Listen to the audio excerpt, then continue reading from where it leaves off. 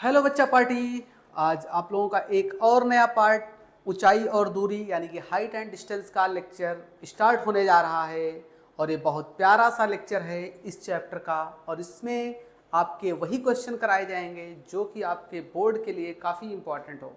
तो बच्चों, एक लेक्चर इसका आ चुका है। उम्मीद करते हैं कि आप लोगों को पहला लेक्चर समझ में आया होगा। उसमें मैंने आप लोगों को थोड़ा बहुत कॉन्सेप्ट भी बताया था कि इस टाइप के क्वेश्चन कैसे सॉल्व करेंगे। ठीक है, तो आज हम लोग कॉन्सेप्ट इसमें पढ़ेंगे नहीं। वैसे देखिए, इस चैप्टर में ज़्यादा कोई कॉन्सेप्ट है नहीं, सब पुराने ट्रिग्नोमेट्री यानी त्रिकोणमिति वाले केसेज लगेंगे। वो आपको पता होना चाहिए कि sine theta, cos theta, tan theta को लंब, कर्ण और आधार में क्या संबंध रखते हैं।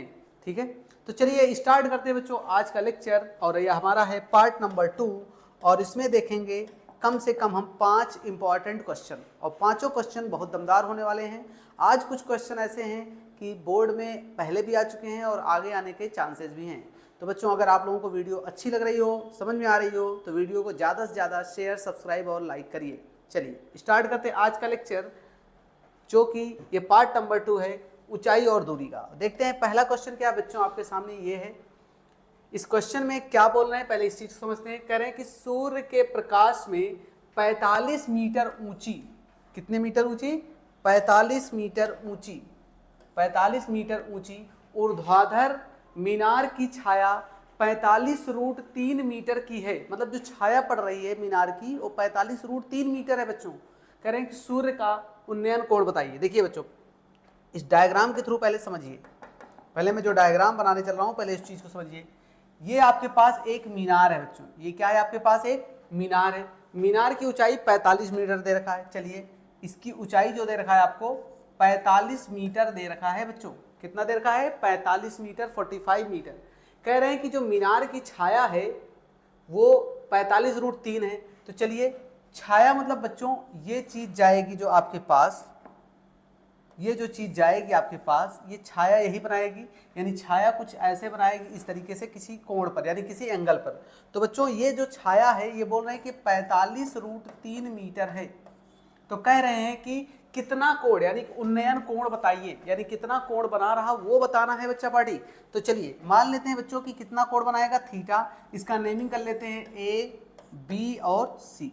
ठीक है बच्चों, तो मान लेते हैं कि माना कोण थीटा है। कितना है बच्चों? थीटा है।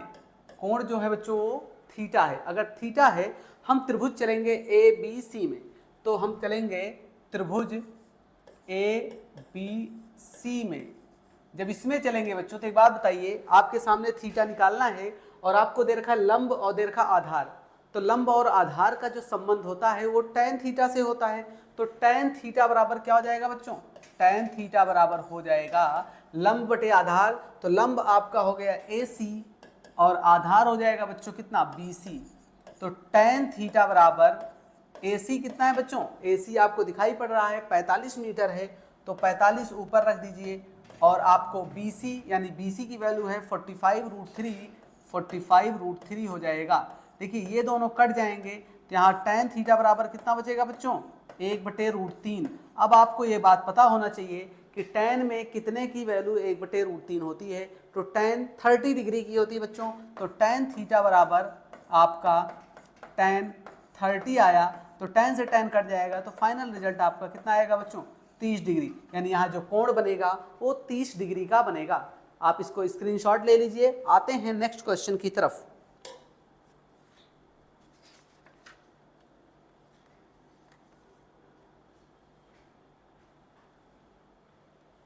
चलिए बच्चों, नेक्स्ट क्वेश्चन आपका सेकंड क्वेश्चन देखते हैं। ये है, इसमें कह रहे हैं कि 20 मीटर ऊंचा ताड़ का पेड़ आंधी से टूटकर झुक गया है।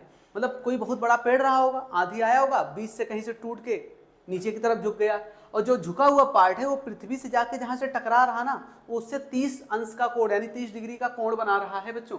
तो कह रहे हैं कि बताओ कि पेड़ की ऊंचाई कितनी थी। बच्चों पहले इस चीज को समझिए ध्यान से कि जो कहानी यहाँ पर ये बताना चाह रहे हैं। देखिए, मान लीजिए बच्चों, ये आपके पास एक पेड़ था। ये आपके पास पूरा क्या था? पेड़ था। और ये पेड़ की ऊंचाई कितनी थी बच्चों? पेड़ की ऊंचाई जो पूरी थी, ये पूरी की पूरी ऊंचाई आपकी जो थी, ये थी आपकी 20 मीटर। कितनी थी? 20 मीटर। 20 मीटर तो दे रखे हैं ना। हाँ, पूरी ये 20 मीटर थी बच्चों। ये पूरी की पूरी आपकी 20 मीटर ऊंचाई थी, यानी ये ताड़ का पेड़ यही है। अब कह रहे हैं कि यहाँ कहीं से टूट जाता है, मान लीजिए बच्चों कि ये चीज यहाँ से टूट जाता है। देखिए इसको मैं दूसरे कलर से दिखा देता हूँ। मान लीजिए बच्चों कि ये पार्ट यहाँ से टूट जाता है। अब ये मान के चलिएगा कि ये 20 से नहीं है, 20 से होगा तो 10 और ले लेंगे, लेकिन ये 20 से नहीं है। तो मान लीजिए यहाँ से टूट जाता है, जब टूट जाता है तो इसके साथ जो कोण बनाता है वो कितना बनाता है बच्चों? ये कह रहा है कि यहाँ से 30 डिग्री का कोण बनाता है। कितना बनाता है? 30 डिग्री का। देखिए यहाँ देखिए 30 डिग्री का कोण बना रहा है बच्चों।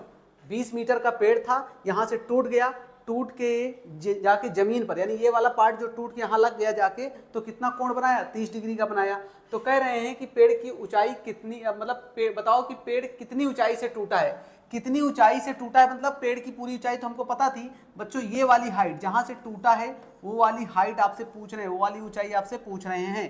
ठीक है, अब मुझे बताइए कि अगर बच्चों ये पूरा का पूरा 20 मीटर था और ये इतना h हमने मान लिया, तो जो ये टूटा हुआ पार्ट है कितना हो जाएगा? 20 में से h को माइनस कर दीजिए, मतलब बच्चों ये आपका 20 माइनस h ही तो होगा, 20 माइनस h ही तो होगा ना।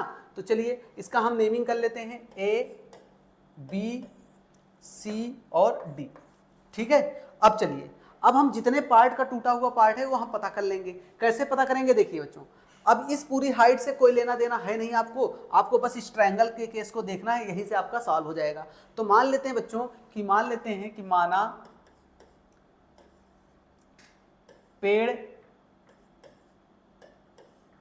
h ऊंचाई से टूटा है, h ऊंचाई से टूटा है।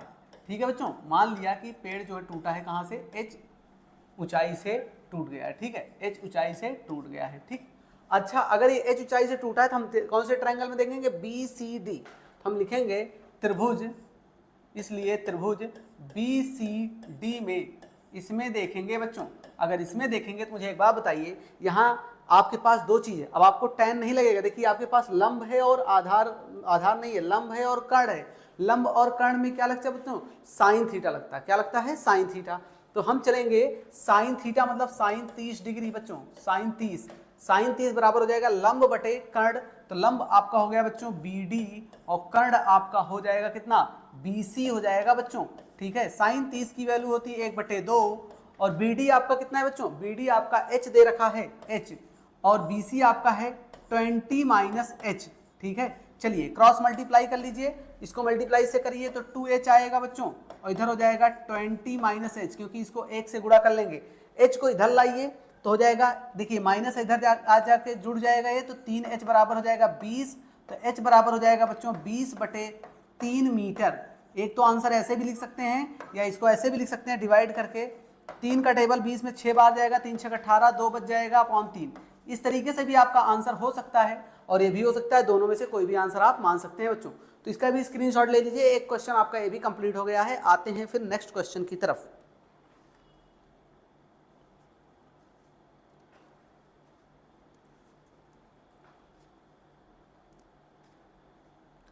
चलिए बच्चों नेक्स्ट क्वेश्चन पे आते हैं।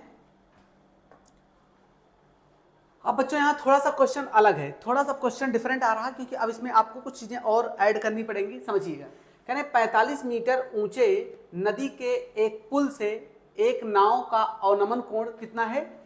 30 डिग्री है। कितने मीटर की बात कर रहे हैं? 45 मीटर की बात कर रहे हैं बच्चों। कितने मीटर की बात कर रहे हैं? 45 मीटर की। कह रहे हैं यदि नाव 6 किलोमीटर प्रति घंटे की चाल से आगे आ रही है तो बताइए कि वह कितने समय पश्चात पुनः नीचे पहुंचेगी। ठीक है, तो आपको करना क्या है, इस चीज को समझिए। पहले आप एक डायग्राम बनाइए। आपके पास बच्चों इस तरीके का एक डायग्राम होना चाहिए। ये आपका अब कितना मीटर ऊंचा है पुल? तो कह रहे हैं कि 45 मीटर। तो बच्चों आपके पास ये हो गया 45 मीटर। ठीक है, अवनमन कोण मतलब बच्चों ऊपर से नीचे देखने पर, मतलब समझिएगा, अब आप इस चीज को समझिएगा कि यहां से जब ये नीचे की तरफ देख रहा है, यहां से खैर जाके मिला ही लेंगे, यहां से जो कोण बना रहे हैं, यहां से जो कोण बन रहा है बच्चों, यहां से वो कितना कोण बन रहा है? वो आपका बन रहा है 30 डिग्री। कितना बन रहा है? 30 डिग्री। अब आपको पता है कि अगर यहाँ एंगल 30 डिग्री है तो यहाँ पर भी एंगल कितना हो जाएगा आपका? 30 डिग्री हो जाएगा। ठीक है, तो कह रहे हैं यदि नाव की चाल 6 किलोमीटर प्रति घंटा है, यानी आपको जो चाल दे रखा बच्चों, चाल आपको दे रखा है कितना? 6 किलोमीटर प्रति घंटा यानी कि पर आवर। ठीक है, तो कह रहे हैं कि बताइए कि वह कितने समय पश्चात नीचे पुल के नीचे पहुंच जाएगी। मतलब आपसे टाइम पूछ रहा है, टाइम आपसे पूछ रहे हैं बच्चों। चलिए पहले इसका नेमिंग कर देते हैं हम, ए, बी और सी। ठीक है, अब बताइए इसको यहां से यहां तक पहुंचने में, मतलब देखिए ये पुल है, पुल अब यहां से आ रही यानी यहां से एंगल बना रहा, तो इसको कितना टाइम लगेगा मतलब पहुंचने में। तो मान लेते हैं कि ये दूरी पहले पता कर लेते हैं, एक्स है। मान लेते हैं कि जो दूरी है पुल से नाव की, जो दूरी है वो कितनी है, एक्स है बच्चों। कितना है, एक्स मीटर। तो चलिए पहले हम एक्स के फॉर्म में वैल्यू निकालेंगे, और उससे पहले एक काम करते हैं, जो चाल दे रखा 6 किलोमीटर प्रति घंटा ना, इसको मीटर पर सेकंड में करिए। मीटर पर सेकंड में करने के लिए आपको पहले भी पता होगा कि 5/18 से गुणा कर देते हैं बच्चों, तो कितना हो जाएगा, 6 3 18, यानी कि आपको बन गया 5/3 मीटर पर सेकंड। यही बन गया। अब आपको टाइम निकालना बच्चों, तो टाइम निकालने के लिए क्या करते हैं, आपको पता है कि समय इक्वल टू क्या होता है, समय इक्वल टू होता है दूरी बटे चाल। तो देखिए मैं यहां पर लिख देता हूं, अभी आपको केवल सॉल्व करना रहेगा। समय यानी कि समय जो आपको निकालना है t, यानी समय जो t है आपका, ये होता है दूरी बटे चाल। अब एक बात समझिए बच्चों, आपने जो आपको करना है, पहले आपने उस फॉर्मूले को लिख लिया तो आपको ये पता चल जाएगा चीजें आपके पास क्या है क्या नहीं है, वो आप पता कर लेंगे। बताइए चाल आपको दे रखा है कितना, 5/3, मतलब आपको दूरी निकालना है। दूरी मतलब बच्चों x निकालना है। अगर x निकल जाएगा तो टाइम भी आप निकाल लेंगे। चलिए पहले हम x के बारे में बात करते हैं बच्चों। अब बताइए कि इस त्रिभुज में जाएंगे, त्रिभुज ABC, किस में चलेंगे, त्रिभुज ABC में चलेंगे बच्चों, ABC में चलेंगे। अगर ABC में चलेंगे तो मुझे एक बात बताइए कि आपके पास लंब है और आधार है। लंब और आधार के लिए लगाते हैं tan थीटा, तो हो जाएगा बच्चों tan 30 है, 45 तो उसकी हाइट है। tan 45 इक्वल टू लंब यानी कि AC अपॉन आधार कितना हो जाएगा बच्चों, BC हो जाएगा। अब बताइए इसकी वैल्यू 1/√3 होती है, और AC आपके पास कितना है बच्चों, AC आपके पास है 45 और BC आपके पास है x। तो पहले तो आप x निकालिए, x ही तो आपकी क्या हो जाएगी, दूरी हो जाएगी। जो x है बच्चों यही आपकी क्या हो जाएगी, दूरी हो जाएगी। यहां पर आप रखेंगे जब, तो चलिए अगर इसको मल्टीप्लाई कराएंगे तो x बराबर कितना हो जाएगा बच्चों, 45√3 मीटर।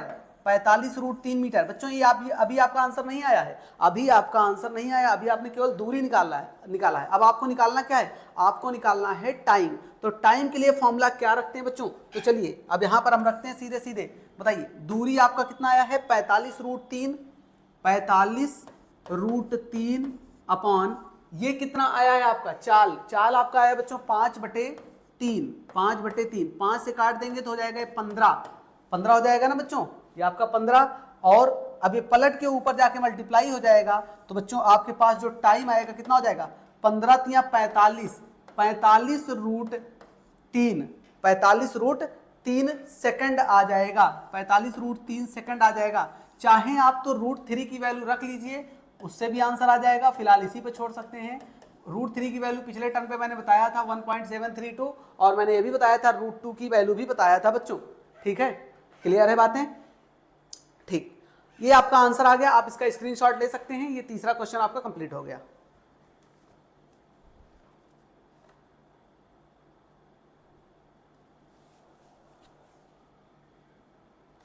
चलिए बच्चों आते हैं चौथे क्वेश्चन की तरफ। आज आपका ये चौथा क्वेश्चन है, कह रहे हैं 60 मीटर ऊंची किसी पहाड़ की चोटी से किसी मीनार की चोटी, ये आपकी यहां पर चोटी रहेगा, यहां पर छोटी लिख दिया गया है, एक मिनट, यहां पर आपका चोटी होगा बच्चों, ये आपका चोटी रहेगा, चोटी। ठीक है, हाँ चोटी, और आधार के और अवनमन कोण क्रमशः कितना है, अवनमन कोण बच्चों आपको दे रखा 30 डिग्री और 60 डिग्री है। मीनार की ऊंचाई बताइए, क्या बताना आपको, मीनार की ऊंचाई। देखिए आपको डायग्राम के थ्रू बच्चों ये चीज क्लियर होगी।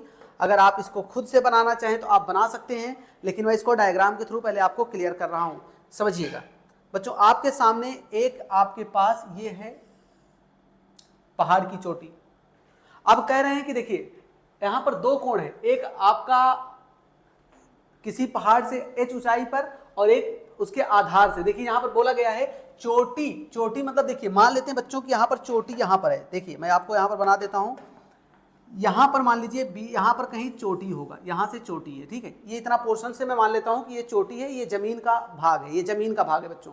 तो ये बोला गया कि जो कोण बना रहा है चोटी से, यानी यहाँ से कितना कोण बना रहा है बच्चों, 30 डिग्री। कितना बना रहा है, 30 डिग्री, पहले बात समझिएगा। और फिर कह रहा है कि यहाँ से जो कोण बना रहा है, इसको भी मिला देते हैं हम पहले, इसको, हाँ इसको इससे मिला दीजिए, हाँ, जो ये पोर्शन था। हाँ, अब इस चीज को देखिए, अब इसको देखिए, समझिएगा, यहां से जो कोण बना रहा बच्चों, ये बोल रहा है कि 60 डिग्री है। कितना है, 60 डिग्री, ये आपका 60 डिग्री है। अच्छा, ये पूरी ऊंचाई कितनी है, ये पूरी ऊंचाई दे रखे हैं बच्चों 60 मीटर। कितनी दे रखे हैं, 60 मीटर दे रखे हैं, ये 60 मीटर। ये कुछ कहानी ऐसी है बच्चों, ये कुछ कहानी ऐसी है आपकी। अब इसमें करना क्या है, इस चीज को आप समझिए। आपके पास 60 मीटर पूरी ये नीचे से जमीन से लेके यहाँ तक की है। चोटी से ऊंचाई कितनी है, यही पूछ रहे हैं, मीनार की ऊंचाई कितनी है। मीनार की ऊंचाई मतलब चोटी से कितनी है, मतलब ये जो मीनार है, देखिए ये इतना मीनार है, ये मीनार की ऊंचाई मान लेते हैं h है बच्चों। ये क्या है, h। ये इतना मीनार था, मीनार के ऊपर से चोटी को देखा जा रहा था, ठीक है। अगर वो h है तो ये भी बच्चा h होगा, ये भी हो जाएगा h, ठीक है। अच्छा, मुझे एक बात बताइए, अगर ये h है, ये भी h है, पूरा 60 था, तो बचा हुआ पोर्शन कितना हो जाएगा। आपको पता होना चाहिए कि 60 में से h को हम माइनस कर देंगे बच्चों, ये 60 माइनस h हो जाएगा। अब इसका नेमिंग कर लेते हैं फटाफट, उसके बाद इसको हम सॉल्व करते हैं। इसका नाम लिख लेते हैं A B C D और E। चलिए बच्चों, ये आपका डायग्राम बन गया। अब आपको केवल और केवल इसको सॉल्व करना है, केवल और केवल इसको अब आपको सॉल्व करना है। तो चलिए सॉल्व करते हैं। आपको जो चाहिए वो h की वैल्यू चाहिए, आपको जो चाहिए वो h की वैल्यू चाहिए। तो h की वैल्यू के लिए क्या करेंगे बच्चों, पहले हम चलेंगे, देखिए किसी भी ट्रायंगल में चल सकते हैं, चाहे आप ए बी सी में चला चलिए, चाहे आप ए ई डी में चल दीजिए, किसी में भी चलिए, आंसर आपको मिल जाएगा। चलिए मान लेते हैं हम कि अगर ये डिस्टेंस, अगर इसको मान लें हम x, तो ए भी x हो जाएगा, यानी यहाँ से यहाँ तक की जो डिस्टेंस है इसकी भी जरूरत हो सकता है पड़े अभी आगे, इसलिए हम इसको x मान लेते हैं। पहले हम चलते हैं इसके बड़े वाले में, ए ई डी। किस में चलेंगे बच्चों, त्रिभुज ए ई डी में। जब इसमें चलेंगे तो मुझे बताइए, आपके पास ये पूरी ऊंचाई कितनी है, 60, ये दूरी कितनी है, x, तो tan 60 यानी tan 60 बराबर हो जाएगा बच्चों कितना, 60 बाई कितना, 60 बाई, ये 60 है, ये हो गया x। तो tan 60 की वैल्यू कितनी होती है बच्चों, √3 इक्वल्स टू 60 बाई x, यानी x निकालेंगे बच्चों तो हो जाएगा 60 बाई √3, 60 बाई √3। देखिए अभी हम लोगों ने केवल x निकाला है, अभी हम लोगों ने केवल और केवल x निकाला है। थोड़ा इसको और हम सिंप्लीफाई कर लेते हैं। क्या मैं इसको इस तरीके से लिख सकता हूँ, 60 को मैं 20 गुणे 3 लिख सकता हूँ, 20 गुणे 3, फिर 3 को तोड़ दीजिए बच्चों, किसमें, √3 इंटू √3। देखिए मेरी बात समझिएगा, नीचे √3 आपका ऐसे ही रहेगा बच्चों, इसको जब मल्टीप्लाई करेंगे √3 इंटू √3 3 हो जाएगा, 3 इंटू 20 कर देंगे 60। असल में थोड़ा सा काम आसान करने के लिए इस तरीके से इसको कर लिए हैं, 20 √3 मीटर आ गया। मान लीजिए बच्चों कभी आपसे इसमें पूछ लिया जाए कि इसके बीच की दूरी बताइए, तो आप दूरी भी निकाल सकते हैं इस तरीके से। अब आपको जब x पता चल गया बच्चों, तो ए भी 60 कितना है, 20 √3, तो ये भी 20 √3 है। अब हम इस त्रिभुज में चलते हैं, त्रिभुज ए बी सी में। अब हम चलते हैं बच्चों त्रिभुज ए बी सी में। अब जब इसमें चलेंगे तो एक बात बताइए, tan 30 लगेगा बच्चों, tan 30 डिग्री है। अब क्या हो जाएगा, लंब बटे आधार, तो लंब कितना है बच्चों, 60 minus h upon x। tan 30 की वैल्यू होती है 1/√3 बच्चों, इक्वल्स टू 60 माइनस h तो आपको निकालना है, और x की वैल्यू आपके पास आई है 20 √3। कितना आया, 20 √3 रख दीजिए बच्चों, 20 √3। अब मुझे बताइए √3 से √3 कट गया, यहां पर आपका बचा कितना, इधर जाएंगे तो 20 और इधर जाएंगे तो हो जाएगा 60 माइनस h हो जाएगा बच्चों, h इधर आएगा और ये उधर चला जाएगा तो घट जाएगा, h इक्वल्स टू 60 माइनस 20, यानी h की वैल्यू जो आएगी बच्चों वो आएगी आपकी 40 मीटर। कितनी आएगी, 40 मीटर आपका आंसर आएगा। और यही आपका फाइनल रिजल्ट है बच्चों। इसका स्क्रीनशॉट आप ले लीजिए। 4 क्वेश्चन हो गए, फिर आते हैं 5वें क्वेश्चन पर। फटाफट स्क्रीनशॉट ले लीजिए।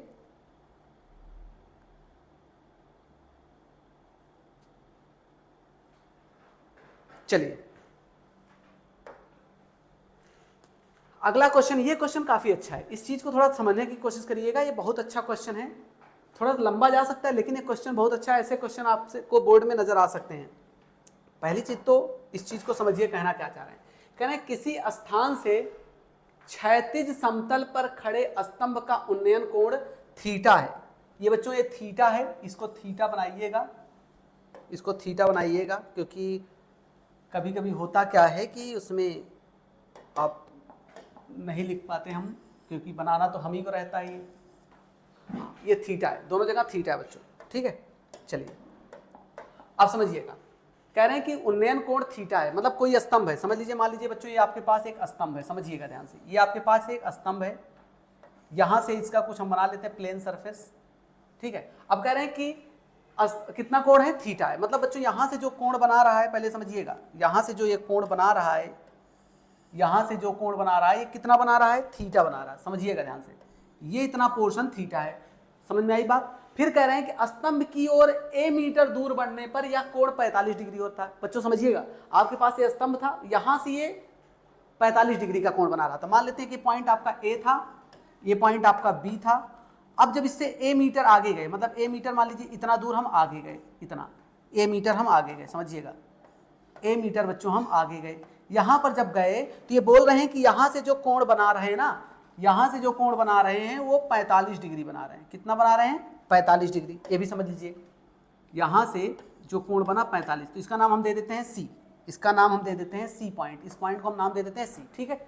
फिर आगे बोल रहे हैं और पुनः बी दूरी आगे बढ़ने पर 90 माइनस थीटा हो जाता है, मतलब यहां से हम थोड़ा और आगे जब चलते हैं तो बी दूरी जब चलते हैं, मान लीजिए यहां पहुंचते हैं, तो अब जो कोण बन जाता है वो कितना बन जाता है बच्चों, 90 माइनस थीटा। इन्होंने बोला कि अब जो यहां पर पहुंचे हैं ना, ये कोण यहां पर बन रहा है 90 माइनस थीटा बन रहा है बच्चा पार्टी, 90 माइनस थीटा बन रहा है। इसको हम नाम दे देते हैं डी और लास्ट वाले पार्ट को नाम दे देते हैं ई। तो इतना कह रहे हैं कि ऊंचाई बताइए, किसकी ऊंचाई बताइए, स्तंभ की ऊंचाई। मान लेते हैं बच्चों पहले तो ये वाली डिस्टेंस हम x मान लेते हैं और इसकी ऊंचाई मान लेते हैं हम कितना, h, कितनी मान लेते हैं, h। समझिएगा, मैं डायग्राम को एक बार फिर से समझाऊंगा, समझिएगा बच्चों, डायग्राम आपका तैयार हो गया है, अब आपको केवल और केवल कैलकुलेशन करना है। कह रहे हैं कि कोई एक स्तंभ है, कोई एक स्तंभ है, कोई ये पोल है, यहां से देखने पर जो कोण बना रहा था थीटा, लेकिन कह रहे हैं कि a मीटर आगे बढ़ने पर, कितना बढ़ने पर, a आगे बढ़ने पर 45 अंश का कोण हो जाता है, फिर b, इससे b आगे बढ़ने पर 90 माइनस थीटा हो जाता है। तो कह रहे हैं ऊंचाई बताओ, और ये डिस्टेंस हमने x मान लिया है। तो चलिए सॉल्व करते हैं, सिंपल तरीका है। पहले यहां लिख लेते हैं कि माना स्तंभ की ऊंचाई, स्तंभ की ऊंचाई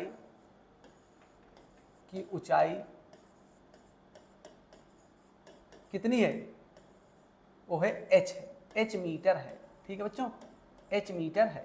मान लिया कि स्तंभ की ऊंचाई कितनी है, h मीटर है। चलिए अगर h मीटर है तो पहले चलते हैं लास्ट वाले ट्रायंगल से चलने शुरू करेंगे हम। पहले ट्रायंगल में चलेंगे ए बी ई, देख रहे हैं ना ये लास्ट वाला ये केस ए बी ई। तो त्रिभुज ए बी ई, त्रिभुज ए बी ई में चलेंगे। अगर इसमें चलेंगे बच्चों तो एक बात बताइए, यहाँ थीटा है तो tan थीटा हो जाता है लंब बटे आधार, तो लंब आपका h है, समझिएगा tan थीटा बराबर लंब बटे आधार, यानी कि आपका लंब कितना है AE अपॉन आधार कितना बच्चों, आधार यहां से लेके यहां तक पूरा देखेंगे, क्योंकि लास्ट वाला कोण जब देखेंगे तो जैसे जैसे आगे बढ़ते जाएंगे देखेंगे यहां तक की डिस्टेंस, ठीक है। तो BE कितना हो जाएगा बच्चों, BE। अब बताइए tan थीटा बराबर हो जाएगा बच्चों कितना, AE आपका है h और BE कितना है, जितनी भी दूरियां हैं सबको जोड़ लीजिए, a plus B plus X, a plus B plus X, a plus B plus X हो जाएगा बच्चों। ये समीकरण आपका पहला आ गया। अभी जब आपने कोण थीटा के बारे में बात किया तब आपका पहला समीकरण आया। अब हम बात करते हैं कोण 45 डिग्री के लिए। तो 45 डिग्री में देखेंगे बच्चों तो जो त्रिभुज लेंगे ACE, तो अब क्या करेंगे, इसलिए त्रिभुज ACE में चलेंगे बच्चों। तो बताइए ACE में कौन सा कोण बनेगा, 45 डिग्री का बनेगा बच्चों, 45 डिग्री, देखिए 45 डिग्री, तो वही लंब बटे आधार, लंब आपका AE, अब ये डिस्टेंस हो जाएगी CE, तो AE अपॉन CE हो जाएगा बच्चों।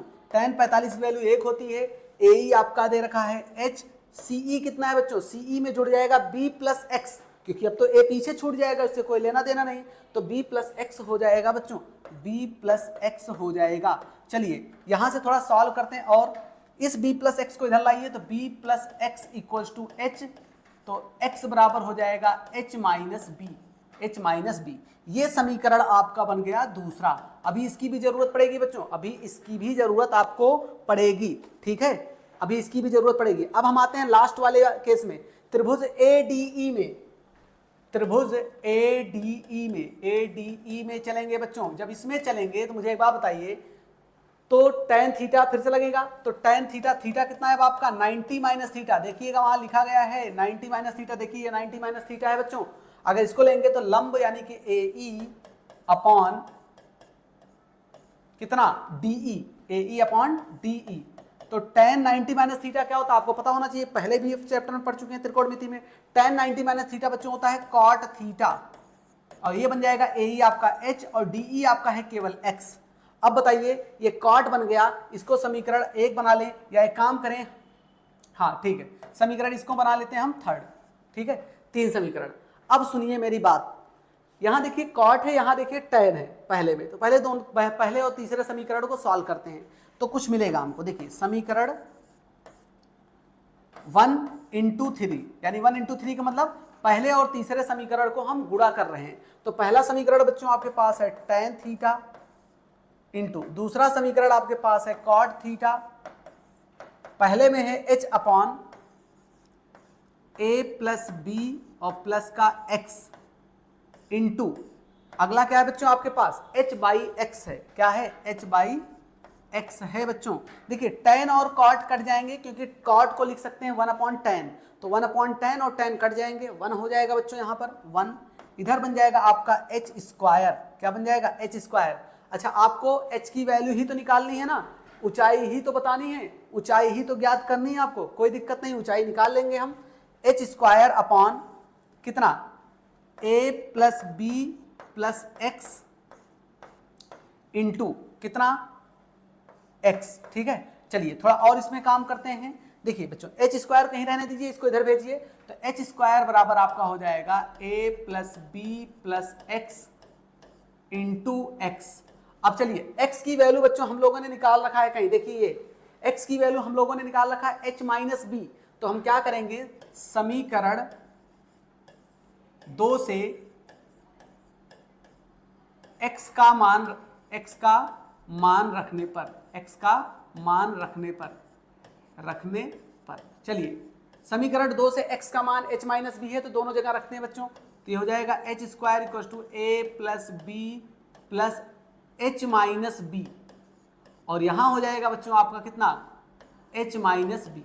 देखिए ये माइनस बी से प्लस बी कट जाएगा बच्चों, माइनस बी से प्लस बी आपका कट जाएगा, तो h स्क्वायर बराबर आपका क्या बचेगा, h स्क्वायर बराबर आपका क्या बचेगा बच्चों, यहाँ तो सही आ रहा ना वैल्यू पुट करने पर, tan theta equal to h by X, ये तो h बाई, ठीक है ओके।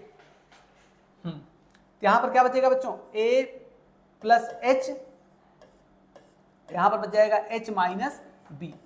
अब इसको आपको पूरा का पूरा एक्सपैंड करना पड़ेगा, उसके बाद आपको a और b को अलग करना पड़ेगा, तब हाइट आएगी। तो चलिए एक्सपैंड करते हैं, यहाँ h स्क्वायर रहेगा बच्चों, इसको जब आप एक्सपैंड करेंगे तो a को h के साथ तो हो जाएगा ah, और a को b के साथ करेंगे तो माइनस का ab, h को h के साथ करेंगे तो हो जाएगा h स्क्वायर, h को b के साथ करेंगे तो माइनस का bh। बच्चों देखिए प्लस का h स्क्वायर दोनों तरफ से कैंसिल हो जाएगा, इस bh वाले टर्म को इधर लाइए और एक काम करिए, इस ab टर्म को इधर भेज दीजिए, ab इधर आ जाएगा बच्चों, इधर बचेगा आपका ah माइनस bh, यहाँ से h कॉमन लीजिए, यहाँ ab आपका रहेगा, यहाँ से h कॉमन लेंगे बच्चों तो बचेगा a माइनस b, यहाँ से आपका आ गया h equal to A B ऊपर नीचे a माइनस बी। तो बच्चों आपका ये आंसर भी आ गया है। अच्छा क्वेश्चन था, काफ़ी अच्छा क्वेश्चन था बच्चों, और ये आज का टॉपिक कंप्लीट हो गया। आप इसका स्क्रीनशॉट ले सकते हैं, इसका स्क्रीनशॉट ले लीजिए आप। चलिए आज का बच्चों ये लेक्चर कंप्लीट होता है, मिलते हैं एक नए पार्ट के साथ अगले वीडियो में फिर से, तब तक आप पढ़ते रहिए, खुश रहिए, थैंक यू।